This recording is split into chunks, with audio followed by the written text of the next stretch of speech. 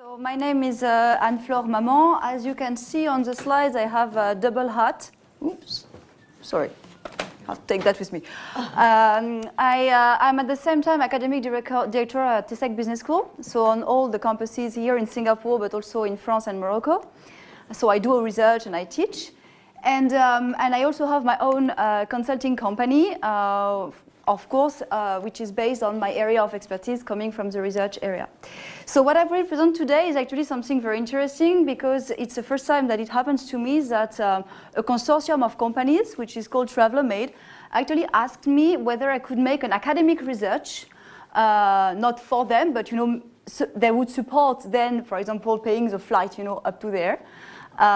So that they would have the results for something they wanted to define, which is a new concept in the tourism industry and in the luxury industry, but in a more scientific way than just doing it, empirically with what they think would be this concept. So we started the reflection, so what I will present is what we call haute-villégiature. So there are going to be a lot of French words here, because when we speak haute, we speak French. So that's the idea. So we all know, I'm pretty sure you all know what we call haute couture, which is high fashion, so those very extravagant way of dressing up, quite unbearable in the streets in some cases, especially the one on the bottom. But maybe you have also knowledge, I'm sure, about high jewellery, so haute-joaillerie or haute-horlogerie, high watch industry. Probably you are less familiar with what we call haute-cuisine, top left, so haute cooking, haute-chocolaterie, high chocolating, I don't know how to translate that, or haute-pâtisserie, so high dessert, or even we have in France haute-coiffure, so high hairdressing. So the idea is, you understand my point, is like in all industries which are related to some extent to some kind of experience and artistic design.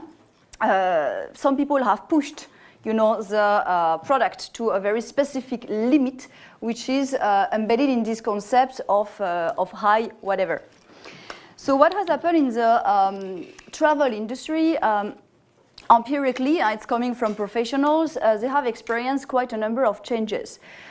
For example, the fact that you have new actors in the area who call themselves travel designers. Okay, so they design trips which might be including, more than 200,000 euros. So that's more than 300,000 Singapore dollars per week. Okay, so I speak very high numbers. They provide bespoke services.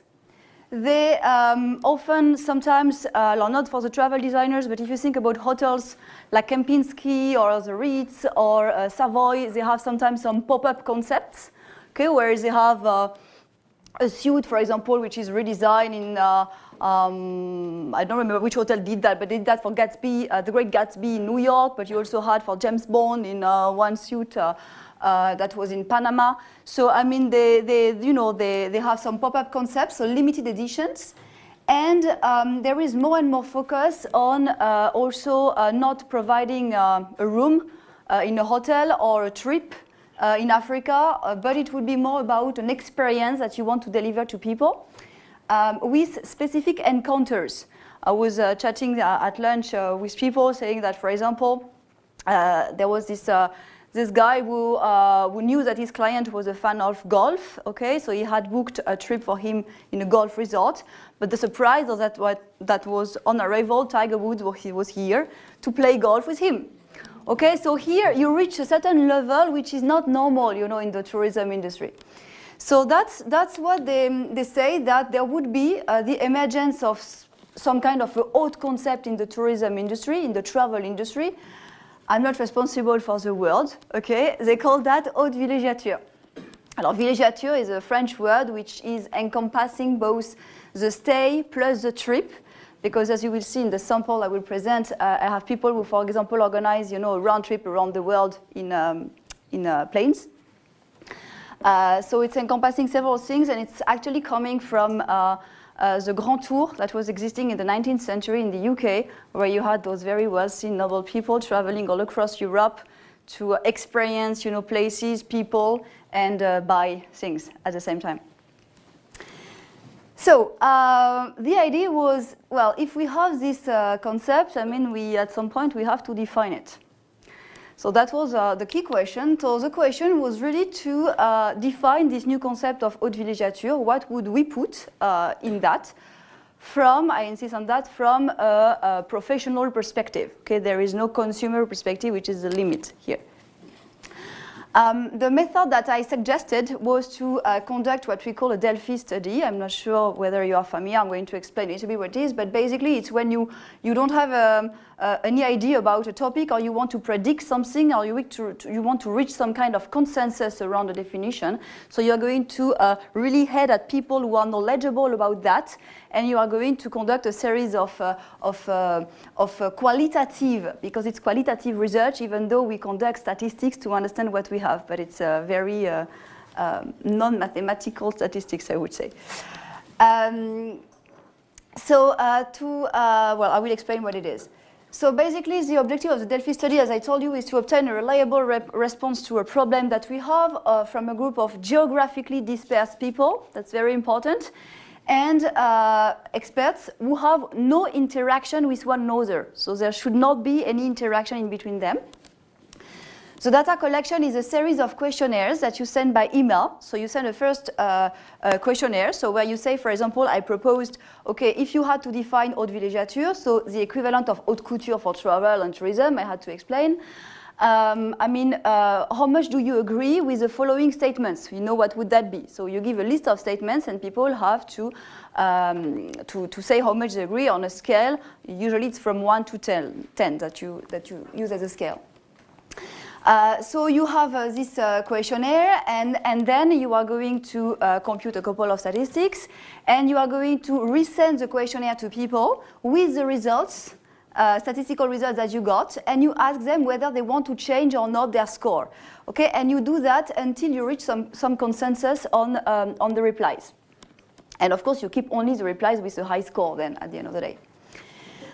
So to make as I was saying, the non-mathematical stats, you actually compute measures of central tendency and level of dispersion. And I want to be technical, but basically it's just to ensure that you want to understand what is the average and median scores, and you want to understand how you are going to define this consensus that you are looking after. This was my panel of experts. So it was a panel of 18 people spread out. As you can see, you have people from all around the world here. They all have high position in specific categories in the tourism industry. So you can find lodges in Africa, destination managers, hotels. I actually had LVMH. It doesn't show up here, but it's Cheval Blanc, the hotel part for LVMH. Michel Rébier is La Réserve in Paris, which is one of the most exceptional hotels that you have in Paris. So hotels, member agencies, so travel agencies, but those who design, the travel designers, private jets, and private yachts. Okay, so quite a sample, eclectic sample. Given the position that they had, that gave you also the age, that they have. But when you aim at looking at experts, you want people who have some kind of expertise in their areas. So it's years of experience here. So that's quite a number of, quite an interesting. I also checked whether they were luxury consumers or not, because I thought it was important for me.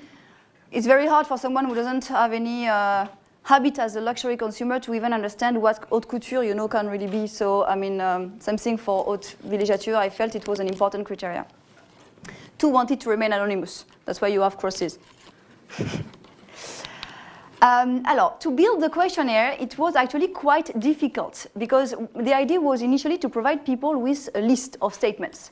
So usually when you want to provide this list of statements, you use the literature, right, to provide the statements. The problem is that when you look at the literature on haute couture and whatsoever, it's very, very scarce.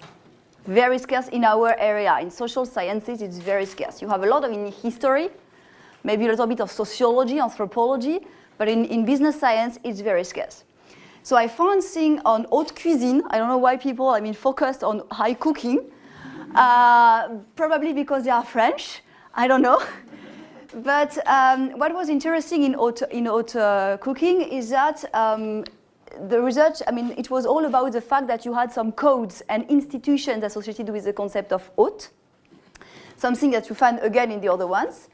That you have some kind of know-how, specific know-how in cooking, and that the chef personality is super important. So it's not really the food, but it's more the personality of the chef. That a high cooking haute cuisine restaurant would be a trendsetter and would leave a major image in the industry, would be creative and innovative, and would focus on the experience which is being delivered beyond the dish. Okay, that's why we have the decoration, you know, in the plate. With the name of surprising unique clients and working with passion. And, sorry, there is a typo, it's only for elite and expert consumers. So if you're not an expert in cooking, don't go. Alors, haute-coiffure, no literature. So I actually went to check the Chambre syndicale de la haute-coiffure, because we have that, so it's some kind of institution. We find again the concept of institution, and I checked the criteria. Okay, how would they define whether a hairdresser is haute coiffure or not? So it would be about artistic, art, creation. So we find again the notion of creation, about highest quality standards, collections per year, like in haute couture, 2 collections per year for, and you have a catwalk of hair as well. It's about know-how, codes that you have to master. So a little bit like in the clothes, you know, you have to master a different type of cut. You have to master the wedding dress. Yeah, you know, there are things that you have to do. Same thing, they have codes in haute coiffure. And they call themselves maison. Okay, so that was also common with haute couture. So haute couture, again, there is not that much literature, but still you find again the idea of codes and criteria, which are defined in France by the Chambre syndicale de la haute couture this time. To be eligible to be haute couture, you actually have to be nominated by the French president. It's published in the official journal by the president.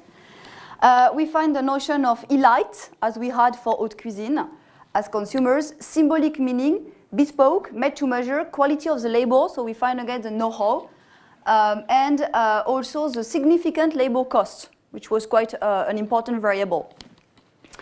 When we looked at haute-joaillerie and haute-horlogerie, again, I think there is a void here again in our area for literature. So I went to the Fédération de la Haute-horlogerie in Switzerland to check what were the criteria. And they focused on excellence, tradition and innovation, legacy, know-how, and identity. So you see, we find, you know, some similarities and some new things. So based on all that, I even went for haute cuisine into reading the book by Carême, you know, who defined the rules of cooking a couple of centuries ago. It was very insightful. But the idea is that based on all that, I came up with 17 statements that would be transferable, let's say, to the tourism industry. So, for example, one statement could be an actor of haute-villégiature could call himself maison. Okay, that's one example of a statement. So that was 17 statements. I sent these statements to the panel. I asked them to say, you know, to say on a scale from 1 to 10 whether they would agree or not. And I also asked them to put comments, qualitative comments. And from the qualitative comments, I built new items for the second round of the questionnaire. That's why in the second round you had 29 statements. People came up with new ideas about what it could be, you know, things which were not in the literature. And third round, only 3 rounds, because saturation was reached very fast, actually. People didn't change mind. They were like kind of blocked on their position. I had 21 statements suppressing those who had already consensus after round 2. Alors, for the consensus, okay, this is the rule I used, which is a standard. I mean, there are several rules. I use this one. We can discuss it if you want afterwards, but basically you compute the median and you check at the number, the percentage of respondents that you have, either at this median or at one integer from this median. And this is the results that I got. Which I think is the most important. So as you can see here, you've got the mean, the median, And I only kept, of course, the type of consensus and items which had a median which was above 8 out of 10. Okay, this is arbitrary choice, but if I included 7, I would actually have my 29 items. So it was too many and not very relevant. So I don't want to read the table. I think it's boring. So I decided I would present more in the shape of a story. So I said, what would be haute-villégiature? It would be about designing and delivering travel experiences. So it's not only about design, it's also about retail to some extent. With the highest quality standards, by highly knowledgeable people who are experts in their business and led by passion. Each maison, so they would agree with the term maison actually, has its own style and personality. All are creative and innovative to surprise and exceed their clients' expectations. Clients are unique and have specific expectations, again. The overall objective of haute-villégiature would be to be a wow factor in the travel industry. There was no notion of legacy or trend setting or that kind of thing. It was really this idea of wow. So that was the findings from this study. I did, the traditional check that you have for qualitative research. Of course, we have some limits to the study. The sample is quite small, but it's a traditional, limit that you have with Delphi study. You cannot do that on 300 people. My main problem was the saturation. I really had saturation very fast. 3 rounds is very little, but people were not changing. So there was no point. So that's why I think it would be interesting as a future steps to actually, for us, maybe probably define some scales to measure the items that I found. Because when you speak about the highest quality standard, for example, in tourism, what would that be, practically speaking? And duplicate this study with other stakeholders, for example, the clients and influencers. So right now, I'm actually doing that with influencers, so with journalists and bloggers in the tourism industry. To be transparent with you, it doesn't work very well because they have a very biased reasoning based on how much they have been invited to places. So, well, it's a kind of a limit. But still, it's still a good indicator, It's, and from practitioners, I think that what I did is quite interesting, but it's very philosophical to some extent. So I think it's very important for them not to define what would be their chambre syndicale de la haute-villégiature, if we want to call it at the same way. So basically, define some kind of list of really criteria. Like if you want to apply to be haute-villégiature or if you want to be nominated as being haute-villégiature, which criteria should you respect and in which way? That's why I think that us researchers, we have, interesting things to do in terms of scales of measurement to help those guys. Also monitor the evolution of the criteria because maybe in 10 years it will be a little bit different. And refine the criteria with qualitative studies having a client-centric approach. But to be transparent with you, it's very difficult to approach those clients because when you pay 100,000 € your week, you don't want to have a researcher with you asking you questions. So that's a limitation. What is interesting is that in the process, I did internal, validity check, meaning that I actually went back to the people who I had surveyed. I showed them the final results and asked them whether they would agree or not at the end. And this was also presented to the tourism industry, the luxury tourism industry, in a big conference in Deauville in March. And people didn't, at least people were not angry or disagree with what was shown. And I will present it in Walpole in London in a couple of weeks, to expose that to other people in the luxury industry, practitioners. So that all that is to get this external validity that is very hard to check in qualitative studies. So that's about my presentation. I still want to thank my sponsor because they paid the flight. So, so TravelMate. I have to quote them, So but honestly, I think what is very interesting is like what we speak here in this conference is about collaboration between the industry and us. And that was the first time that I actually had, a clever company, a clever practitioner asking really, you know, me, okay, I acknowledge that what you do is maybe weird. Maybe I haven't shown him the Excel sheets, okay, because he would like, but the fact that he was like, if you do something in a scientific way, it's going to be much more powerful than if we just, you know, do something on, with an intern on a sheet of paper in the company. So I really think this is great. I encourage you to network, to do that with other industries. I mean, LVMH people, they are here, so you can push for studies. No, but I think it's valuable in both cases because as a researcher, you get access to people you would not have access to. And I think that as a company, you have, for much cheaper than a McKinsey study, some very interesting results.